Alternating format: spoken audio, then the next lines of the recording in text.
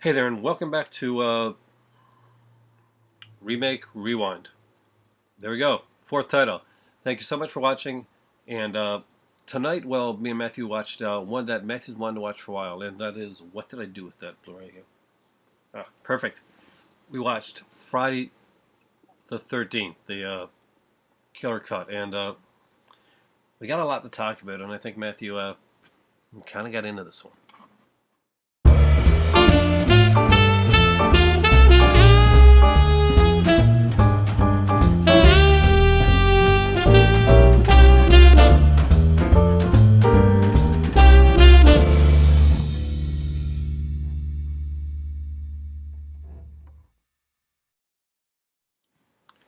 Hey there, so tonight we decided to get there and watch the remake of Friday 13th. Obviously, we started off this whole series with the Nightmare on Elm Street, and I think a lot of people that watched our review were really surprised with our thoughts on the Nightmare on Elm Street remake. We've been trying to be very fair going into these films and trying to wash away, and not just compare them to all the films that preceded it, but actually try and see how it worked as a new film on its own. But we're going to be honest, and we're going to be blunt. He's going to be really blunt because he has some issues, some more issues than I do this time around, I think. But let's get into it. First, let's get into the story.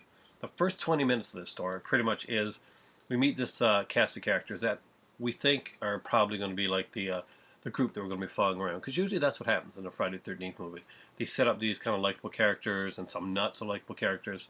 And we kind of slowly see, them, do their whole team or supposed to be team thing, and eventually get killed off.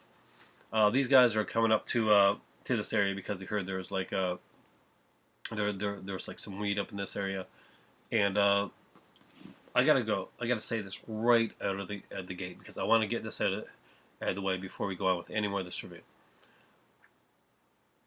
When this came out on the internet first, one of the biggest complaints that a lot of people had, and this dumbfounded me, so I had to get this out of the way. And a lot of forums went on this, said, what's Jason doing with the weed? Why is Jason up there protecting his weed? What's that all about?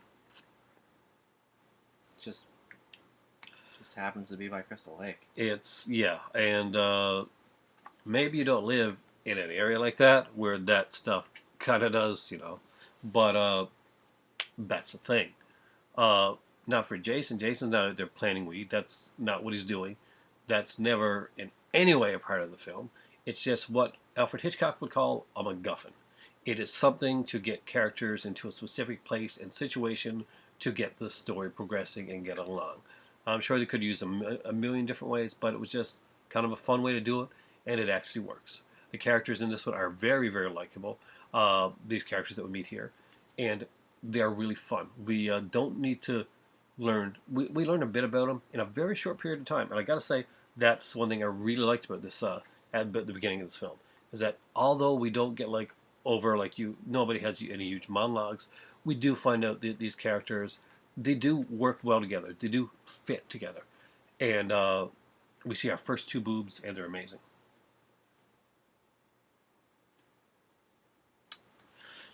He's not so bad. I'm an exploitation guy. I grew up on slasher movies. When I'm watching these things and the lower down, he's wants to see the cradle kills. Yeah. I would say the cradle kills and the breasts, because that is a huge part of the slasher film trope and the slasher film genre. Whenever you watch a slasher film movie, honestly, where the breasts don't show up, you get a little emptiness inside. Because it's something that's, it's part of it. It's like, if I'm watching an action film, I kind of want to see some action, some explosions, some fights.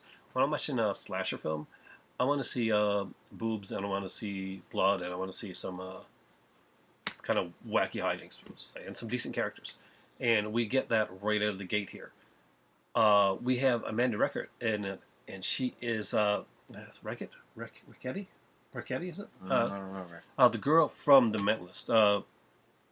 The redhead, and she plays Whitney, who will become a bigger character than we realized when we first started watching the film. It looks like that later. Yeah, there's a sequence. The deaths are really good at the beginning, except for one thing. right out of the gate, the first death, and he's a really likable character. So I was really sad to see him go first. But I understand why, because he is that kind of like that geeky, that Shelley type of guy. You mentioned that. Yeah, he's literally Shelley. He's like That awkward constantly guy. talking. He's saying stuff that people are like. He's the one who explains the backstory of Jason, and everyone's kind of like, okay. And then he explains like several other like interesting, strange facts, and I'm like, yeah, this guy's Shelley. And then and this is going to become. Your turn. This is going to become. So I think you need to say this. This is going to become a frequent problem. He's killed by the darkness monster. So is this film. It is unbelievably like. Dad was like, "Man, the cinematography is great in this," and I was like, it was such... "Sure is, sure is." Sucks that the lighting is just balls. Yeah, the whole time. Like it's really hard to see almost anything. And there's certain. I also got to note this. Cinematography is great in like certain places.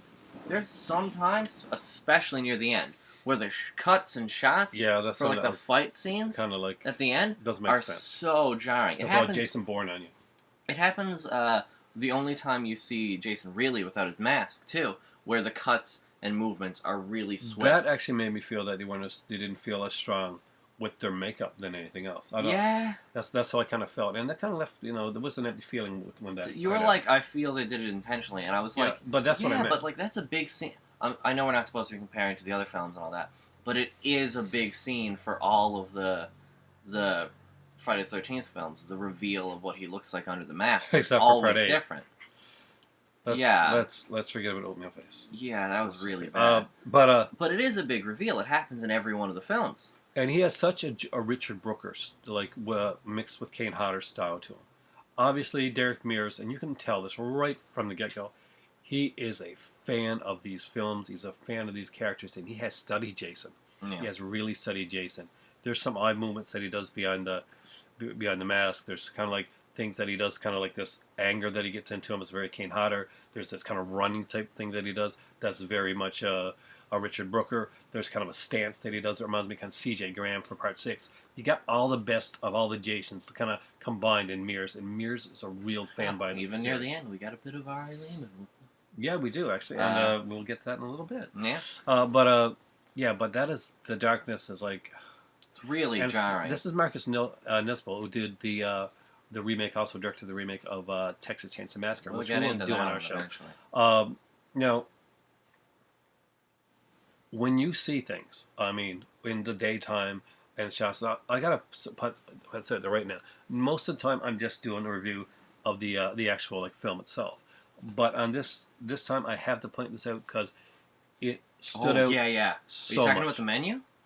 Oh no, I'm gonna get that. Because that's another thing that really bothered me. Yeah, this goes right into the movie. There is no main menu. At all. There is, but it's a pop-up one that you gotta access. That's not really a main menu. It's just a pop-up menu. But the thing that I have to mention is that out of all the movies that we've watched, this is by far and large the most beautiful looking one. Yeah. The scenes in this the transfer is amazing. This is an incredible transfer. There's certain scenes it kind of blew me away. Sometimes I'm watching high def movies and I'm so used to it now that I don't really notice it. But I actually did notice it in this movie. Yeah, it's really nice. It makes the dark scenes even more jarring. Because, and then it is so good when the camera work is on. Part of me, and when the rain is coming down, there are some dark scenes that aren't too dark, and they actually set the mood. I did not like the beginning opening of this film. When they show Nana Visitor from Deep Space Nine, actually, playing Mrs. Voorhees. Not that I didn't like Nana Visitor, I just didn't like the way that the beginning, where she's beheaded, I didn't like the way that was shot. It looked like the rain, everything looked gorgeous. But the Jason, this would have to be Jason. When she would have had to Jason would have to have died, and she would have had to gone crazy almost right away. Yeah. And then just started taking... Well, it actually kind of makes sense when you really think about it. Because why would she wait if her kid got killed? Why would she wait? Why would she just kill them? In the original, she had killed 2 other people. Yes, but that's the thing. So they were coming back, and it's implied they never found her.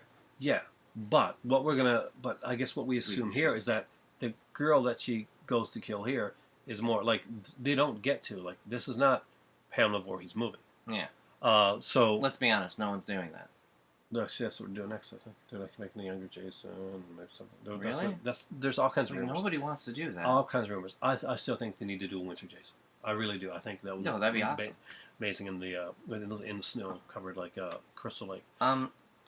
It actually presents an issue though, because she's supposed to be. This is the older like. Yeah. So it would have made sense if he had died before, like he did, and she was coming back and doing the exact same she did in the first one. But now she's doing it clearly immediately because Jason's still a kid. But it makes sense too for However, have the actress be slightly younger than the Pamela Voorhees that we see in the original. She still Fridays looks older the 13th. though. That's the thing. But not that much older. She's like Nana Visitor is that like she is done up to look a lot older than she actually is. Nana Visitor is actually the really hot girl from Deep Space Nine. All right. Well, here's the issue though. She does look older. But not she's done up to look older. But here's the thing. But she's not Betsy Palmer older. No, she's not Betsy Palmer older. But her being older creates an issue. Well, I thought you had a kid if he's only 10. No. The issue is that her appearance becomes very, very, very important to the plot later. And she looks nothing like that other girl. We'll get into that later. I got to rebut to that one. Okay. But this is my gripe, and this is a gripe that I'm going to have with the film. That opening sequence is clunky. It really, really doesn't suit the rest of the film. It's not. It's when Matt mentions like the editing thing. This is really apparent at the beginning of the film, and we only see this little kid that plays Jason for like a few seconds, and I don't believe him for 1 second as Jason. And he's only a little kid. I don't want to be like too mean. Like he's a child actor, but still. He doesn't do it for the makeup's a bit weird. Like you only see him and the from way, behind. Even the way that he walks, it just doesn't fit. Nothing fits. May I just say one thing that I think was odd? What? Why was Pamela Voorhees wearing a pendant of her own face? Because he takes that off her, and it's a pendant with her face in it. It's actually who like You're asking me if I would wear a pendant on my own face. If you're an asshole, you're gonna wear a necklace with a pendant. See, this is me. It's not Jason, which would have made sense, or but Jason's who's on the other dad. side of it? It doesn't show anybody. Maybe that's it. Maybe we're not supposed to see it yet. I think it's just like it's too freaking dark to see anything. It's but a cameo, right? Huh? So it's kind of a cameo type thing. Yeah. So there should be just two it shows pictures, her, right? but like the other side seems to be just white. Though it's too dark to see anything, so it could have been like a map to like Treasure Island. Treasure Island. But we get past that part of the sequence when the whole sequence with those got past the beginning with those teens. With those 20-somethings, awesome. They are really incredible. That whole sequence is amazing. It is the character of Wade, who is literally just Shelley. Like I knew who the actor was the moment I heard his voice. He's really fun and likable. I really wish he had been in this film more because he's cool. Yeah, he does a good job. Him like everybody. I love that scene where like the guys like. Dude, like they're like doing stuff behind his back, and he's like, "Dude, you gotta." He's like, "You gotta fucking bounce, man. You gotta get out of here." And it's a cool thing. And he's like, "Oh, why? Why? Because I'm teaching you something for once. I'm teaching you like stuff." Is that why? And the bra hits his head, and he's like, "Oh well, buddy, old pal. I think I'm gonna hit the road." He gets it right away. And these seem like these guys really seem like they're really good friends. It's a shame that his death is so dark because it's really cool. The cabin sequence where basically. He goes up and he sees the. If I were to say anything, I'd say that the weakest part of the original characters was the girl and her boyfriend. I thought he was pretty good. He was like, she's like. Who's that remind me? What? You were like Bruno Mars. Bruno Mars. He got this Bruno Mars type of look to him. It's like he does remind me of Bruno Mars a bit. So Bruno Mars. His girlfriend. He was like cool, but he was like the least cool of them, and she was the most boring part of it. Like for me, I loved all the other characters and how charismatic they were. Well, I don't know. I think we'll find out more about her later. But now we get to see the finding of the cameo, and that's what I'm going to call it for now. And basically, they open it up, and he says, "Oh, babe, this looks like you." And apparently, young Pamela Voorhees looked like this girl. Now, remember this the last thing that Jason saw was the beheading of his mom, his older mom. Uh, the that's something that's going to etch in your mind, right? He has a flashback to it. Jason is a flashback. Exactly. Later on, you get a Jason flashback, and it's really and it still doesn't make sense. Well, it does, the flashback does, but still, I still don't like the way it's shot. No. But here's the thing: he grabs this necklace, and it shows his mom, like when she's really young.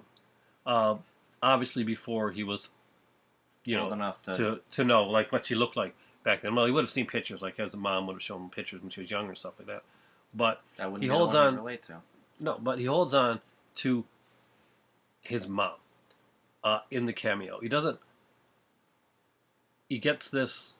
The rage comes from the beheading, like what he sees that. But Jason's spot, Jason's like center, is this necklace, this cameo, this when his mom was good, when his mom was happy, when his mom could show him the pictures, when his mom was his mom, and not a lifeless old, head beheaded person on the ground. That's why I think what's going to happen later on, very soon in the film, but will be shown later on, happens. I personally think that if you wanted to write a novelization of this film, that'd be fine, and I'm awesome at that would be some like good backstory. But this is Jason. Jason is. But we also have to remember, we went in to watch Nightmare on Elm Street. We had to remember that this wasn't Robert Englund. Oh, I know. This wasn't the Freddy that we were used to. So we got to put some of that aside. This is a different Jason. It is still a monster. He's still a hulking kind of madman. He goes out there. One thing I did like that they updated him with, and some people didn't like this, and I think you had some issues with it. I like that in the original movies, in part 2, they never really, he just like, here's this little kid, somehow can't swim, gets across the other side of the lake, grows up and hunts and gets a cabin and all that type of stuff, right? This Jason here, when we meet him and we see him, we get why he has survived all these years. He is a hunter. He is skilled. He has honed it over the years. He has survived out there. He hasn't gone to the store. There's no like going there to get some SpaghettiOs. No, he's lived on the, through the wilderness. He's lived through hunting. And this Jason hunts. He hunts really well. He hunts with precision, and he does things like a hunter and a trapper would do. He uses bear traps within the film itself. He uses different weapons, and he utilizes them with extreme precision. We see him use it with a bow and arrow. We see him use it with an axe. We see that he is proficient in many weapons, and he's had to be over the years, because basically we're seeing a combination of what it would be like if you actually grew up there. You wouldn't just be some like raving like mountain man type of thing in the woods that would be kind of, no, you would have to. You can't live in the wilderness and survive with all the things that are out there just as some simpleton. You can't go on the fact he's just some. And Mongoloid doesn't have to mean that he's not an intelligent person. There's nothing, and if you read, even when you read the old novelizations of Friday the 13th, you got him. Jason is never portrayed in those as being not thinking or not knowing. He's actually, I think in one of them, he's portrayed as kind of like he's evil as a kid. To in a certain extent, he's like, he knows this, so he gets another kid. I can't remember what the novel was, but he gets another kid and he injures him. Gets him to injure himself. He gets away with it. And that's what we get here. We get a Jason that is kind of smarter. That is like kind of playing. You said it was almost like in Michael territory, and I get that because Michael stalks. Yeah. But Jason's not just stalking. Jason doesn't stalk. Jason hunts. Jason maneuvers around. I mean, like he's a lot not of like, these kills are very, very swift too. So it's what he does it with deadly precision. Yeah, he is a James Bond of kills in this film. Really is. If there's anything that we can take out of this movie and like put into any other movie, Derek Mears, hands down, has it. He has exactly what it takes to be Jason. And now we meet our second cast. 20 minutes in, I'm gonna try and speed this one up. Just like the original movie. 20 minutes in, you meet second cast. All right. We meet our second cast. they consist of the new two people who are Wade and the other guy from the beginning, the stoner friends. Hot female number 2, jokey friend, who's with hot female number 2, Daniel Panabaker's character. Yep. Whose name is Jenna. Yep. And Dick. That's not his name. That's his only character trait. They're going to go to his super illustrious, like summer home by Crystal Lake. I gotta say, he hated this character. I love this character. He's so shit. Every other it's fine to have dick characters in movies. It really is. You've got to have those characters from time to time. Dad was like, oh well, it's like this is the dick character. And you're like part 7, to which I was one, we're not comparing to the originals, and 2, if we were comparing to the originals, we're not going to part 7. This is supposed to be parts 2, 3, and 4. Well, no, we're not. He's even wearing the sack cherry pick and getting it. And cherry picking from parts 7 and 8 is a bit weird. I love the part that, well, I gotta say this right now. There's a scene where the guy's like, I found some weed. It's growing in the back there. Do you want to buy some from me? No, dude, if I want to get some weed, apparently it's growing in the back there. I can go get some. So basically we meet them. They're going to the place. They run into, we get a scene of Dick being a dick. And this happens every 5 minutes where we'll cut back to him being a dick to somebody. He's so cool and it's at that. just annoying. I get it. He's the asshole character. Show me what the other characters are. I don't need to know he's an asshole. I got that from the first scene. Show me other characters. He's a 2-dimensional dick. I understand. No, but I don't... He is. Everyone else is fine. But here's the thing. And I want to learn about other people. But that's it doesn't fantastic show me that you want to learn about other people, but we'll be right back. What? When we're back. You were saying about the dick. Yeah. He's a 2-dimensional dick character, and every 5 minutes we get to see that he's a dick, as opposed to, I don't know, spending time on any other character. Thankfully, we get to go into the store where we sort of get a little bit of stuff about the new guy who's essentially Discount Wade, but he's cool. It's actually, no, this guy is totally Tommy Jarvis. I'm not talking about that guy. Oh, okay. I'm talking about the Asian guy who comes in and he's got condoms and snacks, and they're like, "What do you need that for?" He's like, "The snacks are for this." And the guy's like, "You think you're gonna get laid?" He's like, "This isn't for sex. This is for an experiment." Did we ever find out what that is about? No, he never says it. But he was literally just Discount Wade again. Discount Wade, who's Resurgence Shelley. Then we meet the main guy, our Tommy Jarvis, who would fit as a Tommy Jarvis. Jared Padalecki from Supernatural. And he's amazing in this film. He's awesome. Too many people want to pick a fight with him, despite the fact that he's he's huge, a mountain. Yeah, this guy, Jared Padalecki's a huge guy. They're all yeah. One guy's you almost got a can of whoop ass there. Really, dude? You're gonna hand it to him so he could open it because he's huge. And then we get Dick being a dick again, and we find out that you're forgetting one really cool character we have to mention right now. Huh. Ryan Hansen. Ryan Hansen is incredible in this as always. Ryan Hansen is... Oh yeah, I said douchey guy, right? He's not douchey, really. He's fun. He's the fun... He's the fun douche. He's I'm gonna... he told me not to take out the boat. I'm taking out the boat. I love that sequence. He literally just walked out of Veronica Mars, just walked in here. Yeah. He's playing the character they always plays. But he plays it so well. Yeah, he does. He's great. There's too little of him, actually. Yeah, that's what I could say about every one of the people that isn't Dick. Honestly, no. I would have liked to see more of, Discount Wade's friend, but... He was cool. I kind of saw enough of Discount Wade. I wasn't too curious. I want to see more of them together. But I did like, the dickish character. I didn't. A lot. I really didn't. He does it so well, and he really gets under the skin. Home. But we've both said, as we're watching this movie, we know people. We've grown up with people just like this. This isn't this is exactly, spot on from some people that I knew. Oh, yeah. You too, and that's... Absolutely. I can name that guy. And he, pretty much he nails it. And in every scene he nails it. Same haircut, same polo shirt. And the cool thing is they don't steer away from it.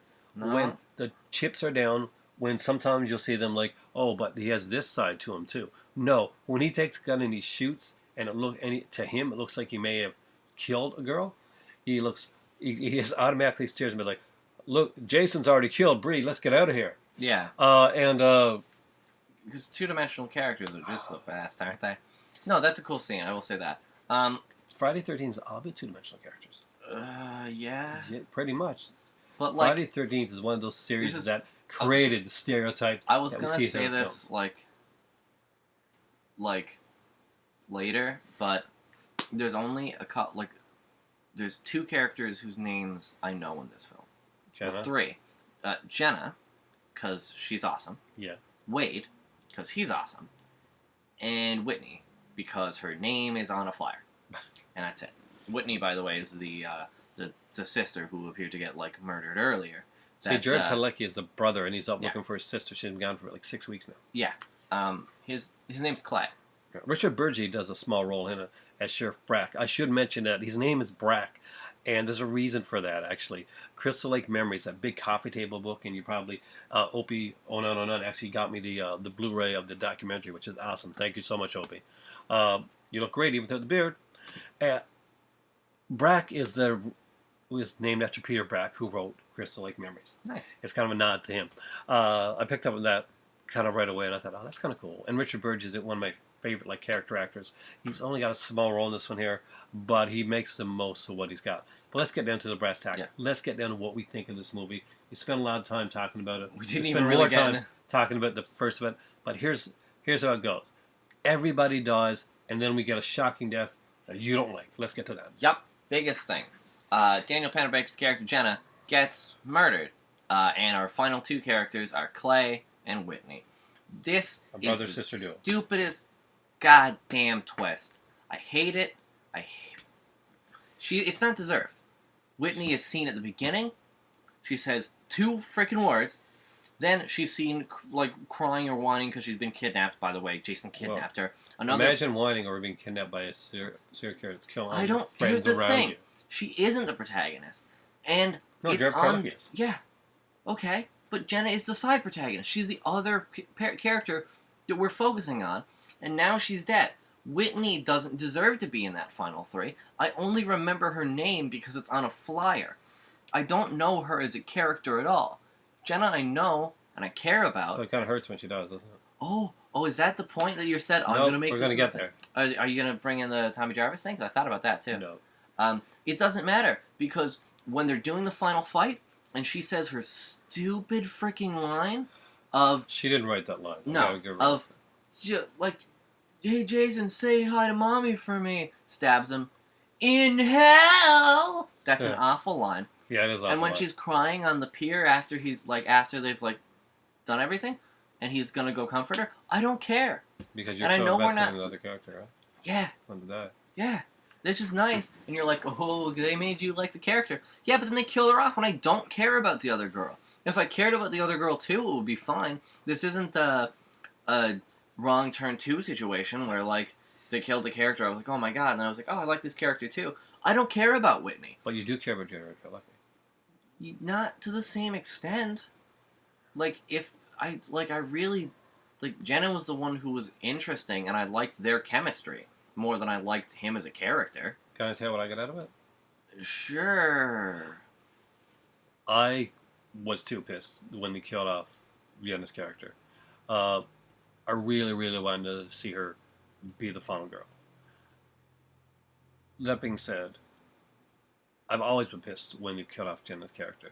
And when I've been watching these remakes, I'm finding that certain things that I haven't really caught onto me, kind of snapped in place as I'm watching, or as I'm talking with Matt. He's a great sounding board when it comes to this type of stuff. I'll play off you really well. We have great points. Yes, we do. Friday the 13th, ever since the beginning, ever since the days of Siskel and Ebert, has been called dead kid movies. They've been called these slasher movies. That have been derided and they say stuff about them. There are all these all the slutty people die and the one person lives and it's a moral tale. It's a moralistic tale. Sean S. Cunningham basically just said when he did Rachel said no, she just was there because everybody else was kind of busy, so that was a way for her to survive, is that she wasn't getting laid or she wasn't doing anything like that. It wasn't meant to be a morality tale. And ever since then, a lot of the Friday the 13th films have come across like, not on purpose, I don't think, but it's like, hey, look, the really, the good girl lives. The sweet girl lives. You're slutty, you're bad, slutty girl dies. Uh, this doesn't. This doesn't do the whole morality play. This is a girl that's gone up with her friends looking for weed to sell. I should note, actually, she didn't know about that. She know what the weed part? No, only the two friends did. Knew of it because they are really hushed about it, and they think they're just camping. Okay. So but she's up there. She's up there with her friends while her mom is sick. Yeah, and obviously she's trying to get away to relax to get back to her mom. But here's the thing: when she dies, they haven't done a lot to make me invest into a lot of these characters. When she dies, I felt it. But when also I got, okay, this isn't the typical. This isn't like the critics can't come back and say this one, oh, it's a morality play. It's doing the same thing as, oh, the girl that didn't have sex, or girl that didn't do that died. Just like the way they did it in like I guess movies like Scream, if you want to go meta. They didn't say, okay, this is the girl. This is the sweet girl. She's going to live. Does it kind of like piss some people off? Yes, but it works. It really, really works. I have a double rebuttal. Well, we get cross counter rebuttal. Oh, EX. But unlike Matt, I liked Whitney's character. I don't think she was fleshed out enough. But that being said, the story didn't really lend itself to that. And that's the weakness on the story side. That's the weakness on the movie's point. But it's not a weakness on the film as a whole. Nobody expected to see Whitney die. Nobody expected. We all expect to see Whitney to probably finally get killed and to see Jared Padalecki run off with Jenna, and then him get really upset. This is what everybody was thinking. He was going to see his sister die. He's going to get really upset, and this was going to be the final showdown where he was either going to die and there's going to be a final girl. Anybody going in watching this movie, that's what they were thinking. That does not happen. What we expect to happen does not happen. They take a complete turn into territory that we're not expecting for a Friday the 13th film. The final girl, that girl that makes it through all the movies, she doesn't make it. And that hasn't even been, like, really thought about since part 3. And they changed that ending. Do your rebuttal. All right, my rebuttal. One, she very much has tertiary final girl as her literal stamp. He even says, I know that she's not gone because our mother's funeral was around this time, and there's no way she would miss it. Because she's super duper freaking nice, but we never get to see her. Also, wow, they don't go for formula. That's great. I still don't care about her. You can't baffle me with, look, the final girl's dead. Here, you can't... If I go to McDonald's, and they give me a freaking burger, and I'm like, oh, it's a great burger, and they throw it to the ground, and they're like, mind blown, we're selling you cold lasagna. You don't even believe it, do you? McDonald's gonna sell you cold lasagna. I'm not gonna be like, hot shit, cold lasagna. You got me, McDonald's. You really got me. I'm gonna say, where's my burger? I want the thing that I literally looked. I said, I'm going there to buy that today. I'm not going home to make lasagna. I really like that one. So you're saying that it's a formula that's worked, that keeps working. Yes, it works because we've built her up. Because it's shocking that it's gone, but we don't have you. Then you need to fall back on it. We needed more scenes of her being a character that wasn't. Oh, her one contribution to the rest of the plot is she gets out on her own after screaming and then saying, Jason, it's okay, books it down the road, almost gets to them, so that at first I forgot, I was like, does she get to them? Do we get to see scenes of her talking to people? Is that, do we get to see, her being a character? No, she's brought back and kidnapped again, so she doesn't get to interact with anyone else when it isn't, a scene of her running and screaming. I don't care about her character at all. Daniel Panovic, we've, stopped, said, you're a dick guy, and went around with him. We got to, barely learn about her, but at least I cared about her. We got invested because she's there to help him find his sister. His sister's there to be a MacGuffin. You can't take the MacGuffin and say, this is your protagonist now. What did he do? Like, it's... I gotta be honest. And also, one other thing, nobody had...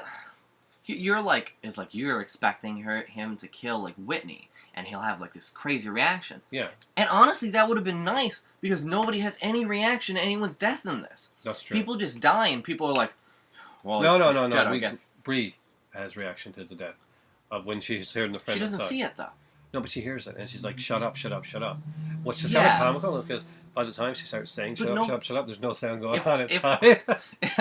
If we're going to, like, because we're not supposed to be comparing to the other ones, but we are a little bit anyways, there's always a scene of someone saying, oh my god, the bodies! Yeah. Oh, look, the bodies! But in this one, whenever anyone sees a body... like a body come down like that, and the girl kind of screams.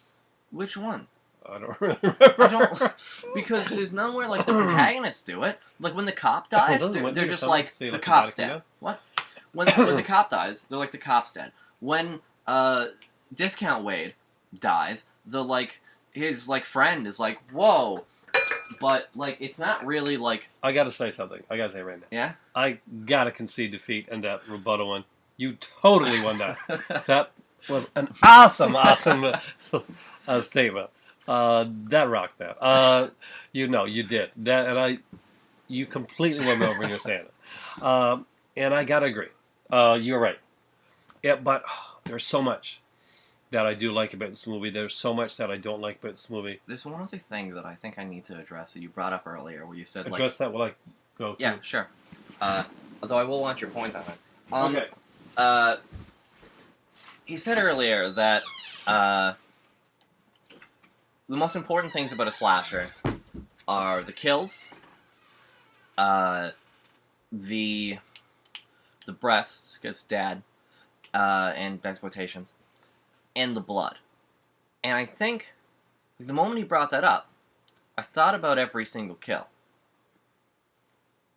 And other than the bear trap scene,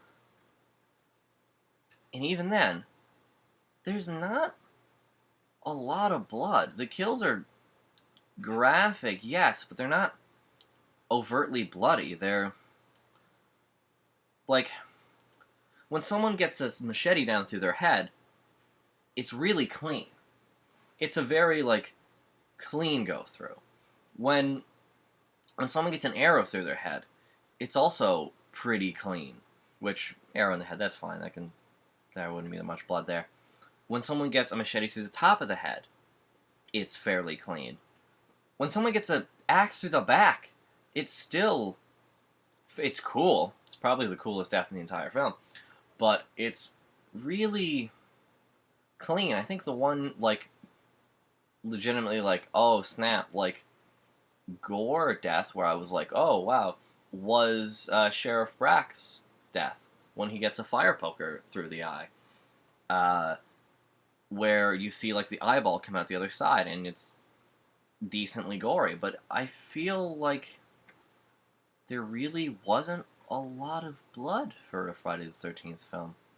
And any times where I think there may have been, like, some blood, it's overshadowed by darkness.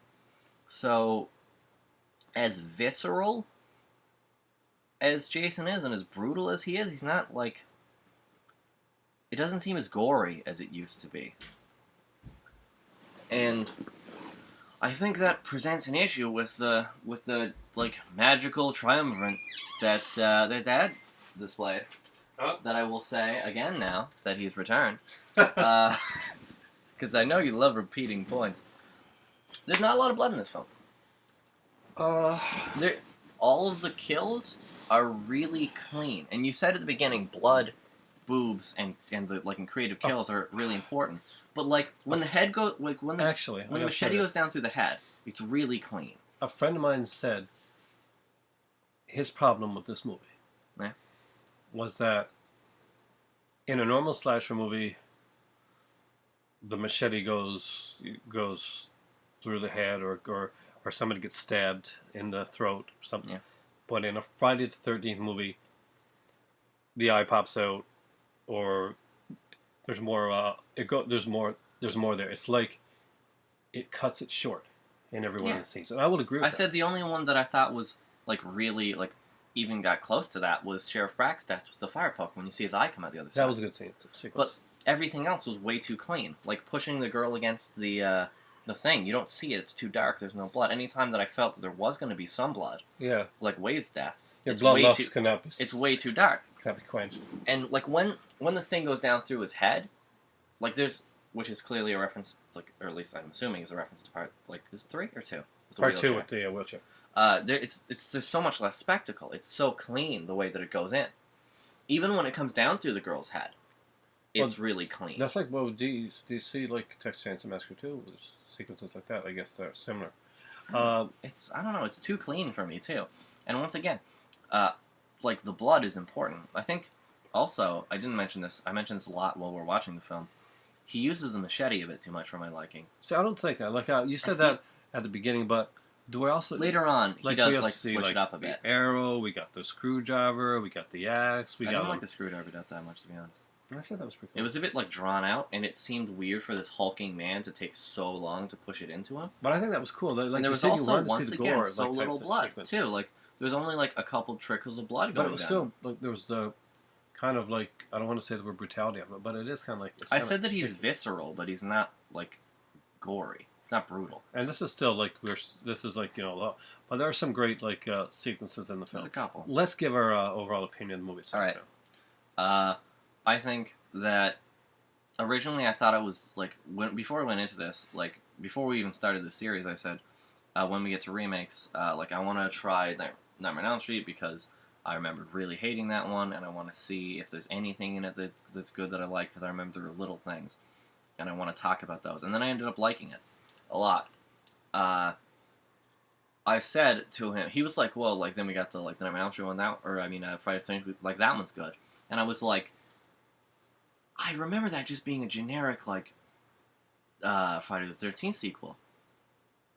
But now that I've seen it again, I found that there's more things that make me angry because there was bits I forgot, like Jenna's death. And I should also note that before we watched Nightmare on Elm Street, you said Freddy having a plan to keep her, like, to keep this girl in dreams forever is a bit like weird. And I was like, I don't know, it works for Freddy. I still don't think it works for Jason. I understand that this is his mother, like, and he's like, well, I gotta get this girl that looks like my mother. But like, he has the head shrine, so he would remember her older. So these plans and these this girl's my rock. It still doesn't it seems out of character even for this new hunter Jason, especially considering how violent his reactions are. For him to be very completely docile with her, just because she kind of looks like the thing in a pendant that he keeps in a drawer in his house. It wasn't like it was on a shrine. It was just. It was actually. It was in this little. It was in this little jewelry box, but the head shrine still exists. So he would more relate to the head, like he did in the original. No, I think he doesn't have the sweater shrine part of it. Would be like that. Not in this case. Not this type of Jason. But my thoughts. Yeah, go ahead. It's really uneven. I do like the Friday 13th series overall. There are many things that I really enjoy about this movie. I like Derek Mears' portrayal of Jason. I like Jared Padalecki. I like Daniel Pennebaker. I think they both do incredible jobs in this film. We get at least 8 different pairs of boobs, because we got to include the girl in the photo picture as well. Yeah. So exploitation pluses there, and this is Friday the 13th. It is an exploitation film, and it succeeds and doesn't succeed on certain parts like that. If you have a problem with the nudity in the Friday the 13th film, you probably shouldn't be watching slasher films in the first place. I'm sorry, but no, that's what these films are all about. I don't have a problem with it, I should note. I just, it's not, a factor for me. I don't really care. If there wasn't any, I would have been like, that's odd. No, but, it would have been off. I mean, well, if there wasn't any, it would have been off, because it's Friday the 13th. Yeah, this. But there was a moment where you're like, Michael Bay, walked away from this, because there's too many boobs. And I didn't say there's too many boobs, so I don't really care. But I was like, there is, a lot. Yeah, there's a lot. But do you ever... But each pair of boobs has their place in the film. There's even like Dick has a monologue where he's like, "Your boobs." Like, I love that. It's kind of funny. Amazing. Actually. That is really funny. It's his only really good scene. It's like perfect nipple placement. Stupendous. It's like stupendous and like if it was in a boob competition, it would win. That is a great sequence. It's funny. And their sex scene goes on forever to the point where it's actually kind of humorous. It's a really well done sequence of exploitation. Actually. Yeah. As far as like the nude sequence, like people say, well, it's not needed. No, a lot of this isn't needed. I guess we don't need to see the people get killed out there. Yeah. They could do all this off screen, but you know what? It's a slasher film. They could do When a Stranger Calls. Yeah, when everything's off the freaking screen.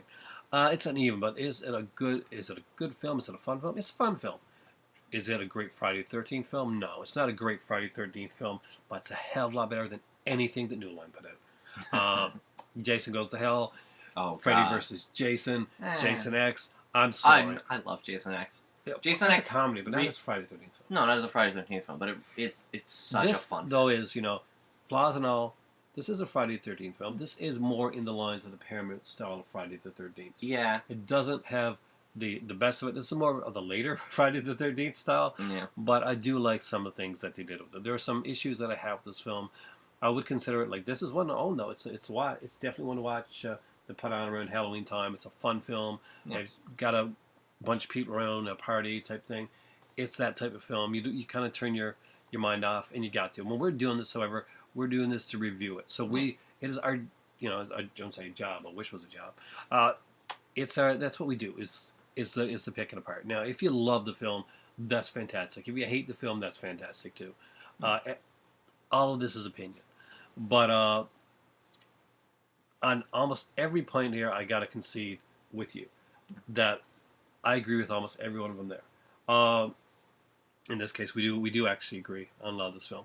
Yeah. Friday the 13th is a weaker Friday the 13th film, but considering what we had for years upon years before it, it was a breath of fresh air over the last 3 Friday the 13th films that we had. It was a return to form. Was it perfect form? No. He belly flopped on the water a bit going in for the dive, but that being said, this is a fun film. The first 30 minutes of this film is incredible, minus that awkward mother sequence, which I really didn't get into. I'm sorry I didn't.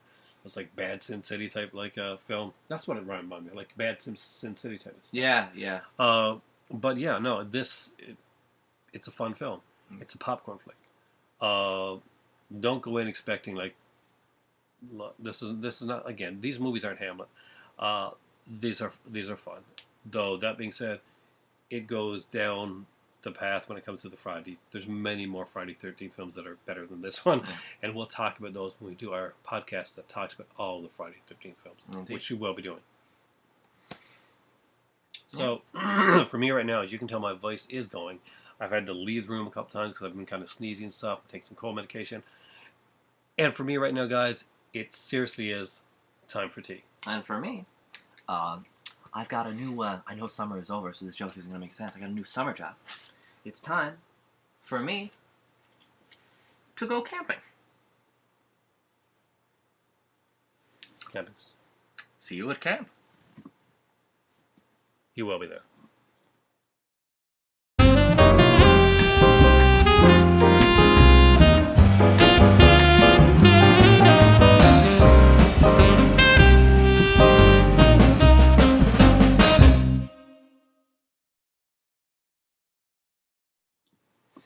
I mentioned before that Marcus Nispel did the Texas Chainsaw Massacre remake. Actually, this kind of helped start and spearhead the whole remake movement that some people really get bothered by nowadays. And I will say, if there wasn't a remake movement, we wouldn't have anything to do here.